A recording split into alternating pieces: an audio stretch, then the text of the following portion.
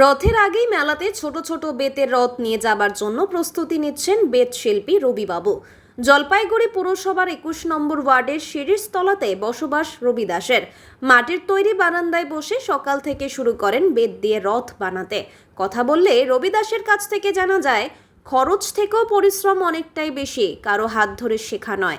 রাতে শুয়ে চিন্তা করি রথের ডিজাইন কেমন করা যায়, সকাল হতেই লেগে পড়ি রূপ দিতে। মেলার সিজনে রথ বানিয়ে জলপাইগুড়ির যোগমায়া কালী মন্দিরের সামনে রথের মেলায় বসে একটি রথ বানাতে প্রায় ২০০ থেকে ২৫০ টাকা খরচ হয়। ১৮ থেকে ১৫ ইঞ্চি রথের ক্ষেত্রে একদিন লেগে যায়। রবি দাস। কি করেন মূলত, এই যে রথ বানাচ্ছেন, এবার কি হবে? রথে মেলা করব, আগামীকাল মেলা আছে, মেলায় যাব, মেলা করব। কি কি নিয়ে যাচ্ছেন রথে?